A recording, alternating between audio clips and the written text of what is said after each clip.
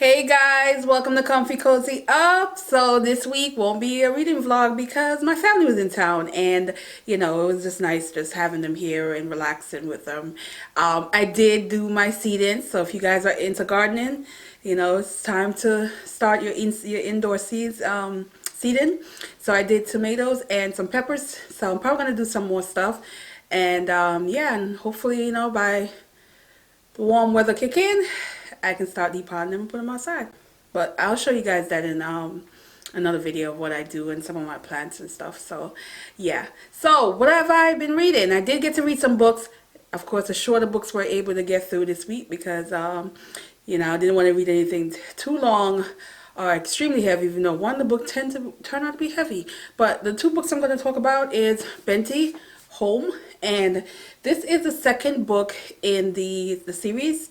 Now, I like this just as much as the first, but what I do want to say is, because I can't really talk much about it because it's a sequel, is when you read the first and you are learning about the character's gift or why things happen, this gives you a lot of clarity. You get to know the background to the main character as far as the family background, purpose, and why certain things were possible. So which I like because it gives me like a heads up going into the last book in the series, the third one, which I got a bunch of mixed review, but I'm still here for it. So I'm definitely going to read the third one, and I'm curious to see how this all panned out. But guys, look at the cover. I mean, this cover is, yes, yes. Now, the second book I read, didn't realize it was going to be such an amazing, heavy story, which I should have known because it is James Baldwin. And this is my fourth James Baldwin. And I read Giovanni Room, which is the first James Baldwin. I didn't care for it as much. And I feel like, because I read it 8 years ago, that I might need to reread it and hoping I get a better connection. But I didn't really care for it. I absolutely love The Fire Next Time. And I love If Beale Street Could Talk. And this one was another one that I loved. This is James Baldwin's debut novel. Now, when I'm reading this and I'm thinking to myself, this is a debut novel. And the writing was amazing. A lot of times you read debut novel of authors that are really good, you find that their first book was okay and then evolved and got better over time.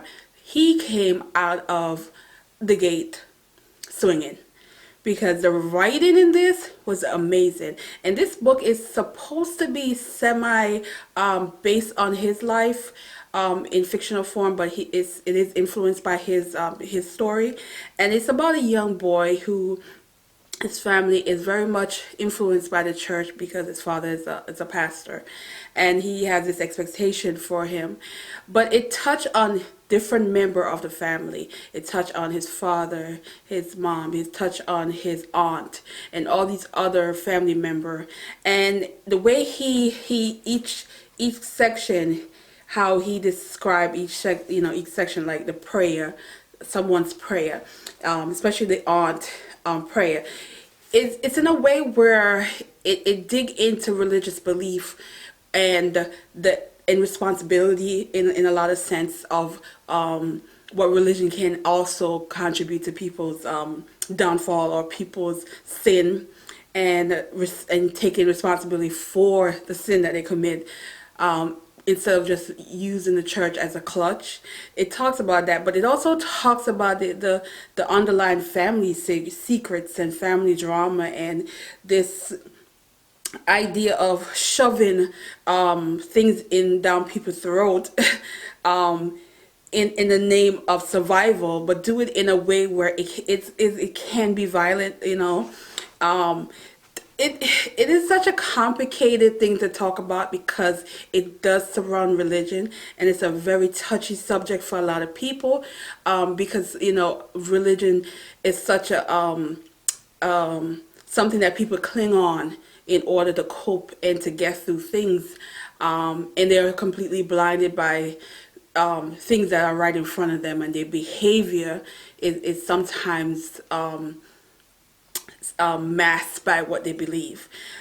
Now, it is one of those writing style where I feel like it, now that I've read quite a few books that are supposed to be during the Renaissance era and a little bit after the Renaissance era, you can see how they choose to end a story or choose to tie in all these things that they created in the story. I see this a lot of similarities with them.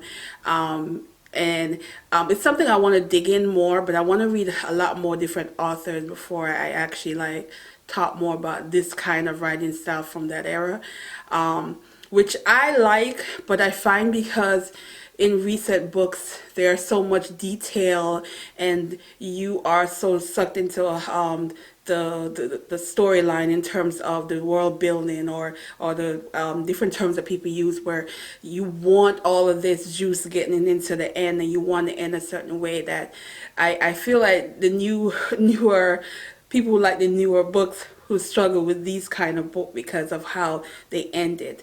And but it is an interesting way to end a book that is good for discussion.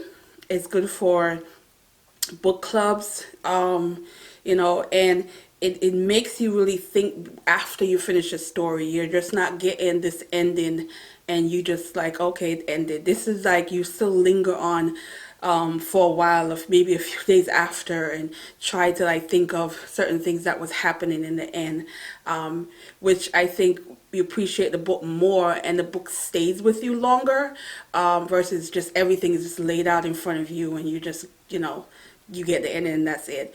Love this writing style. Very intrigued by the era. And this book was published, I believe, in 52. I think it's in 1952. Yes, so it was published in 1952. So it was towards the end of the Harlem Renaissance era. I love the original cover. This is not, and I wish I had the original cover, because I thought the original cover was amazing. But if you had original cover, kudos to you. But but either way, I still like the little boy on the cover of this. But yeah, I would have loved the original cover. So yeah, I have the memoir Heavy, and I have a YA that I'm still going through. Probably going to get through at least 3 more books before the end of the month, because I still have a week, and this weekend I have to myself and I'm going to do that. But anyway, if you are into like the James Baldwin and the Harlem Renaissance era, how do you feel about how a lot of their books ended? Do you like that, or are you one of those people that wish you want things laid out completely for you? Let me know. So yeah, so thanks for watching, guys, and have a good day. Bye.